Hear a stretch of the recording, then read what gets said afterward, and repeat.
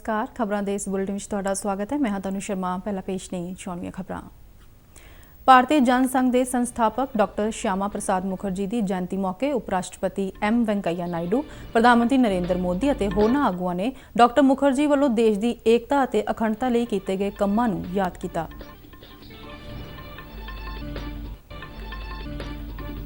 भाजपा प्रधान JP Nadda ने कहा कि डॉक्टर मुखर्जी के जम्मू कश्मीर विचों धारा 370 हटाउण के सुपने नूं मोदी सरकार ने साकार किया। देश विच कोरोना की बीमारी तो सेहतयाब होकर 4,24,000 तो वध मरीज घरों घरी परते। देश विच एक्टिव मामलों की गिनती 2,53,000 तो टप्पी।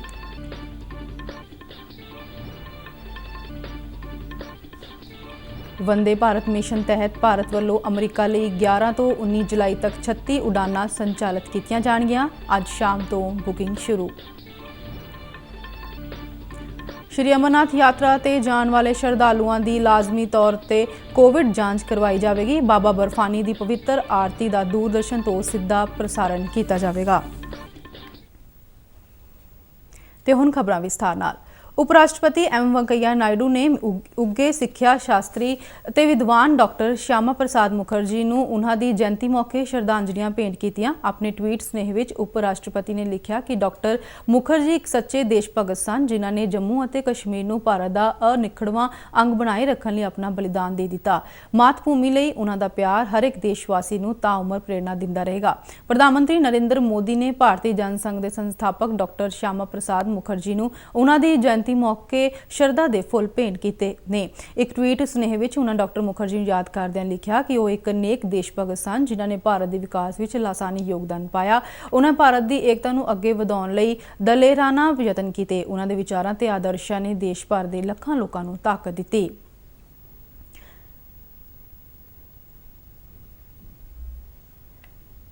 केंद्रीय गृह मंत्री अमित शाह ने श्यामा प्रसाद मुखर्जी नूं याद करदिआं कहा कि जनसंघ ते अज दी भाजपा डॉक्टर मुखर्जी की दूरदर्शी सोच का ही नतीजा है। उन्होंने कहा कि डॉक्टर मुखर्जी ने भारत दी मुश्किलों के मूल कारणों की खोज करन ते उन्हां दे पक्के हल की लोड़ ते हमेशा जोर दिता।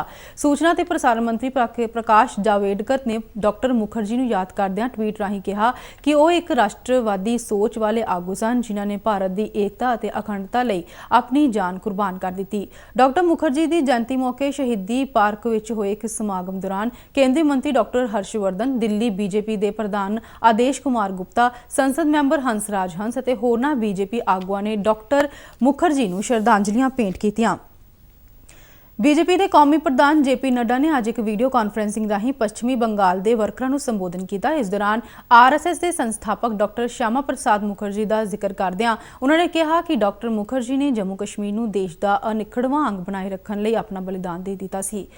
खंडित भारत के अखंडता लई डॉक्टर मुखर्जी ने ताउमर संघर्ष किया। वो जम्मू कश्मीर विच भारत के रलेवें के समर्थक सन। उन्होंने धारा 370 नूं हटाए जाने की डट के वकालत की। प्रधानमंत्री नरेंद्र मोदी की अगवाई वाली मौजूदा एनडीए सरकार ने डॉक्टर मुखर्जी के उस समय नूं साकार किया। 15th स्टेट के रूप में इंस्ट्रूमेंट ऑफ एक्सेशन में हस्ताक्षर करते हुए ये कहा है कि जो भूमि मेरे आधिपत्य में आज के दिन में जिसे जम्मू कश्मीर के नाम से जाना जाता है वो सारी की सारी भूमि को मैं भारत के यूनियन रिपब्लिक में समावेश करता हूं। ये उन्होंने इस पर हस्ताक्षर किया और भारत के 15वें राज्य के रूप में इसको स्टैब्लिश करता हूं। इस पर हस्ताक्षर किया। पश्चिमी बंगाल का जिक्र करदिआं जेपी नड्डा ने कहा कि जे बंगाल अज भारत के नक्शे विच है तां इसलिए डॉक्टर मुखर्जी वालों अपना अहम योगदान दिता गया है। उन्होंने डॉक्टर मुखर्जी नूं एक सच्चा देश भगत, उगे सिक्ख्या शास्त्री और आम लोगों के हकों की राखी लई बिना किसी निजी स्वार्थ तो सियासत करने वाला आगू दस्सिया। देश में कोरोना वायरस तो ठीक होने वालों की दर 60.85% तक पहुंच गई है। पिछले 24 घंटिया दौरान 15,830 व्यक्ति सेहतयाब होकर घरों घरी परते ने। भारत में कोरोना वायरस की पुष्टि वाले मरीजों की गिनती 6,97,000 तो पार हो गई है। हुण तक 19,693 मरीजों की कोरोना वायरस कारण मौत हो चुकी है। केंद्रीय सेहत मंत्रालय अनुसार पिछले 24 घंटिया दौरान देश में 24,248 कोरोना वायरस के मामले सामने आए और इस समय दौरान 425 कोरोना मरीजों की मौत हुई। देश में ਹੁਣ ਤੱਕ 4,24,432 ਕੋਰੋਨਾ ਮਰੀਜ਼ ਸਿਹਤਯਾਬ ਹੋ ਕੇ ਆਪਣੇ ਘਰ ਹੀ ਪਰਤ ਚੁੱਕੇ ਨੇ, ਜਦਕਿ ਐਕਟਿਵ ਕੋਰੋਨਾ ਮਰੀਜ਼ਾਂ ਦੀ ਸੰਖਿਆ 2,53,287 ਹੈ। ਭਾਰਤੀ ਮੈਡੀਕਲ ਖੋਜ ਕੌਂਸਲ ICMR ਅਨੁਸਾਰ 5 ਜੁਲਾਈ ਤੱਕ ਦੇਸ਼ ਵਿੱਚ COVID-19 ਲਈ 99,59,662 ਸੈਂਪਲ ਟੈਸਟ ਕੀਤੇ ਗਏ, ਜਦਕਿ 5 ਜੁਲਾਈ ਨੂੰ ਇੱਕ ਦਿਨ ਵਿੱਚ ਹੀ 1,80,596 ਸੈਂਪਲ ਟੈਸਟ ਕੀਤੇ ਗਏ। ਦੇਸ਼ ਵਿੱਚ ਮਹਾਰਾਸ਼ਟਰ ਸੂਬਾ ਕੋਰੋਨਾ ਵਾਇਰਸ ਤੋਂ ਸਭ ਤੋਂ ਪ੍ਰਭਾਵਿਤ ਹੈ, ਜਿੱਥੇ COVID-19 ਦੀ ਪੁਸ਼ਟੀ ਵਾਲੇ ਮਰੀਜ਼ਾਂ ਦੀ ਸੰਖਿਆ 2 ਲੱਖ ਤੋਂ ਪਾਰ ਹੋ ਗਈ ਹੈ ਅਤੇ 8,882 ਕੋਰੋਨਾ ਮਰੀਜ਼ਾਂ ਦੀ ਮੌਤ ਹੋਈ। ਤਮਿਲਨਾਡੂ ਵਿੱਚ ਵੀ ਕੋਰੋਨਾ ਦੀ ਪੁਸ਼ਟੀ ਵਾਲੇ ਮਰੀਜ਼ਾਂ ਦੀ ਗਿਣਤੀ 1,11,000 ਤੋਂ ਉੱਪਰ ਹੈ ਅਤੇ ਇਸ ਸੂਬੇ ਵਿੱਚ 1,510 ਕੋਰੋਨਾ ਮਰੀਜ਼ਾਂ ਦੀ ਮੌਤ ਹੋ ਚੁੱਕੀ ਹੈ। ਕੌਮੀ ਰਾਜਧਾਨੀ ਦਿੱਲੀ ਵਿੱਚ ਵੀ ਕੋਰੋਨਾ ਵਾਇਰਸ ਦਾ ਕਾਫੀ ਜ਼ਿਆਦਾ ਪ੍ਰਭਾਵ ਦੇਖਣ ਨੂੰ ਮਿਲ ਰਿਹਾ ਹੈ, ਜਿੱਥੇ ਹੁਣ ਤੱਕ 99,444 ਵਿਅਕਤੀਆਂ ਵਿੱਚ ਕੋਰੋਨਾ ਵਾਇਰਸ ਦੀ ਪੁਸ਼ਟੀ ਹੋਈ ਅਤੇ 3,067 ਕੋਰੋਨਾ ਮਰੀਜ਼ਾਂ ਦੀ ਹੁਣ ਤੱਕ ਮੌਤ ਹੋਈ।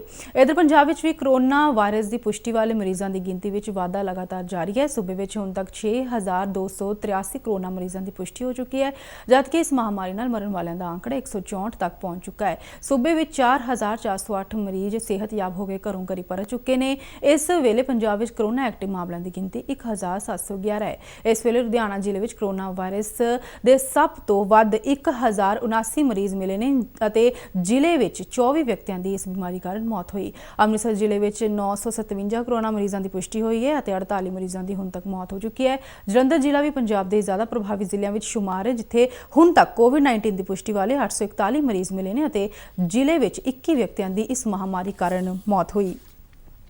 ਭਾਰਤ ਸਰਕਾਰ ਵੱਲੋਂ ਵੰਦੇ ਭਾਰਤ ਮਿਸ਼ਨ ਤਹਿਤ ਅਮਰੀਕਾ ਲਈ 11 ਤੋਂ 19 ਜੁਲਾਈ ਤੱਕ 36 ਉਡਾਨਾਂ ਭੇਜਣ ਦਾ ਫੈਸਲਾ ਲਿਆ ਗਿਆ ਹੈ, ਜਿਸ ਰਾਹੀਂ ਲਾਕਡਾਊਨ ਕਾਰਨ ਭਾਰਤ ਵਿੱਚ ਫਸੇ ਅਮਰੀਕੀ ਜਿੱਥੇ ਆਪਣੇ ਵਤਨ ਵਾਪਸ ਜਾ ਸਕਣਗੇ, ਉੱਥੇ ਹੀ ਅਮਰੀਕਾ ਵਿੱਚ ਫਸੇ ਭਾਰਤੀਆਂ ਦੀ ਵਤਨ ਵਾਪਸੀ ਵੀ ਸੰਭਵ ਹੋ ਸਕੇਗੀ।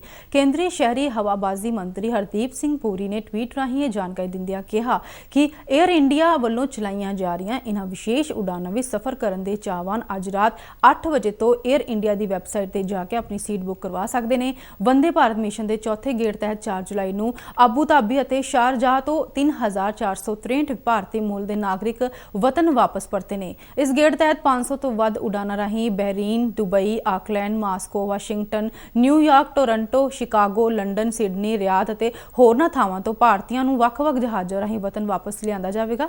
ਇਸ ਮਿਸ਼ਨ ਵਿੱਚ 에ਅਰ ਇੰਡੀਆ ਦੇ ਨਾਲ ਕਈ ਪ੍ਰਾਈਵੇਟ ਹਵਾਈ ਕੰਪਨੀਆਂ ਵੀ ਆਪਣਾ ਸਹਿਯੋਗ ਦੇ ਰਹੀਆਂ ਨੇ।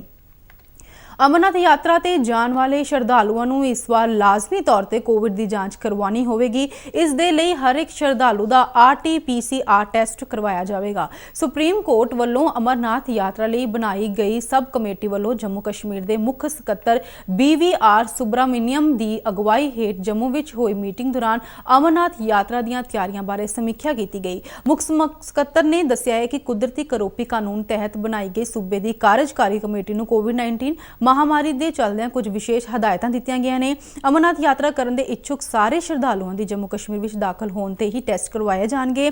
ਜਦੋਂ ਤੱਕ ਉਹਨਾਂ ਦੇ ਟੈਸਟਾਂ ਦੇ ਨਤੀਜੇ ਨਹੀਂ ਆ ਜਾਂਦੇ, ਇਹਨਾਂ ਸ਼ਰਧਾਲੂਆਂ ਨੂੰ ਇਕਾਂਤਵਾਸ ਵਿੱਚ ਰੱਖਿਆ ਜਾਵੇਗਾ। ਉਹਨਾਂ ਦੱਸਿਆ ਕਿ ਪਹਿਲਾਂ ਜਿਹੜੇ ਕੈਂਪ ਤੀਰਥ ਯਾਤਰੀਆਂ ਲਈ ਬਣਾਏ ਜਾਂਦੇ ਸਨ, ਉਹਨਾਂ ਦੀ ਵਰਤੋਂ ਇਸ ਵਾਰ ਇਕਾਂਤਵਾਸ ਕੇਂਦਰਾਂ ਵਜੋਂ ਕੀਤੀ ਜਾਵੇਗੀ। ਨਵੇਂ ਪ੍ਰਬੰਧਾਂ ਤਹਿਤ ਰੋਜ਼ਾਨਾ ਜੰਮੂ ਤੋਂ ਸੜਕ ਰਸਤਿਓਂ ਸਿਰਫ 500 ਯਾਤਰੀਆਂ ਨੂੰ ਹੀ ਜਾਣ ਦੀ ਇਜਾਜ਼ਤ ਦਿੱਤੀ ਜਾਵੇਗੀ। ਯਾਤਰਾ ਦੀ ਡਿਊਟੀ ਤੇ ਤਾਇਨਾਤ ਡਾਕਟਰਾਂ ਅਤੇ ਪੈਰਾਮੈਡੀਕਲ ਕਰਮਚਾਰੀਆਂ ਕੋਲ ਲੋੜੀਂਦੀ ਮਾਤਰਾ ਵਿੱਚ ਦਵਾਈਆਂ, ਰੋਜ਼ਾਨਾ ਵਰਤੋਂ ਵਿੱਚ ਆਉਣ ਵਾਲਾ ਸਮਾਨ, ਬਿਸਤਰਿਆਂ ਵਾਲਾ ਬੈਗ, PPE ਕਿੱਟ ਅਤੇ ਮਾਸਕ ਉਪਲਬਧ ਕਰਵਾਇਆ ਜਾ ਰਿਹਾ ਹੈ। ਅਮਰਨਾਥ ਗੁਹਾ ਵਿੱਚ ਕੱਲ ਬਾਬਾ ਬਰਫਾਨੀ ਦੀ ਵਿਸ਼ੇਸ਼ ਪੂਜਾ ਹੋਈ। ਇਸ ਦੌਰਾਨ ਜੰਮੂ ਕਸ਼ਮੀਰ ਦੇ ਉਪ ਰਾਜਪਾਲ GC ਮੁਰਮੂ ਨੇ ਪਵਿੱਤਰ ਗੁਫਾ ਵਿੱਚ ਹੋਏ ਪੂਜਾ ਵਿੱਚ ਹਿੱਸਾ ਲਿਆ। ਇਸ ਮੌਕੇ ਉਪ ਰਾਜਪਾਲ ਨੇ ਦੇਸ਼ ਅਤੇ ਭਾਰਤ ਵਾਸੀਆਂ ਦੀ ਸੁਖ ਸ਼ਾਂਤੀ ਅਤੇ ਸਿਹਤਯਾਬੀ ਲਈ ਕਾਮਨਾ ਕੀਤੀ। ਸ਼੍ਰੀਨਗਰ ਦੇ ਸ਼੍ਰੀ ਅਮਰੇਸ਼ਵਰੀ ਮੰਦਿਰ ਤੋਂ ਛੜੀ ਮੁਬਾਰਕ ਯਾਤਰਾ ਬਾਬਾ ਅਮਰਨਾਥ ਗੁਫਾ ਲਈ ਕੱਲ ਰਵਾਨਾ ਹੋਈ। ਅਮਰਨਾਥ ਪੂਜਨ ਤੋਂ ਪਹਿਲਾਂ ਅਨੰਤਨਾਗ ਅਤੇ ਪਹਿਲਗਾਮ ਵਿੱਚ ਛੜੀ ਪੂਜਾ ਹੋਈ। ਇਸ ਵਾਰ ਬਾਬਾ ਬਰਫਾਨੀ ਦੀ ਪਵਿੱਤਰ ਆਰਤੀ ਦੂਰਦਰਸ਼ਨ ਵੱਲੋਂ 3 ਅਗਸਤ ਤੱਕ ਸਿੱਧਾ ਪ੍ਰਸਾਰਣ ਕੀਤਾ ਜਾਵੇਗਾ। ਮੁੱਖ ਸਕੱਤਰ ਨੇ ਆਰਤੀ ਦੇ ਸਿੱਧੇ ਪ੍ਰਸਾਰਣ ਲਈ ਸਾਰੇ ਲੋੜੀਂਦੇ ਪ੍ਰਬੰਧ ਵੀ ਕਰਨ ਦੀ ਹਦਾਇਤ ਦਿੱਤੀ ਹੈ। ਇਸ ਤੋਂ ਇਲਾਵਾ ਯਾਤਰਾ ਦੇ ਰਸਤੇ 'ਚ ਬਣੇ ਕੰਟਰੋਲ ਗੇਟਾਂ ਤੇ ਪੁਲਿਸ ਜਵਾਨਾਂ ਦੀ ਤਾਇਨਾਤੀ ਸਮੇਤ ਯਾਤਰੀਆਂ ਦੀ ਸੁਰੱਖਿਆ ਤੇ ਕਿਸੇ ਵੀ ਤਰ੍ਹਾਂ ਦੀ ਹੰਗਾਮੀ ਸਥਿਤੀ ਨਾਲ ਨਜਿੱਠਣ ਲਈ ਕੀਤੀਆਂ ਲੋੜੀਂਦੀਆਂ ਤਿਆਰੀਆਂ ਬਾਰੇ ਵੀ ਚਰਚਾ ਕੀਤੀ ਗਈ ਹੈ। ਇਸ ਦੇ ਨਾਲ ਹੀ ਬੁਲੇਟਿਨ ਖਤਮ ਹੁੰਦਾ ਹੈ। ਆਗਿਆ ਦਿਓ, ਨਮਸਕਾਰ।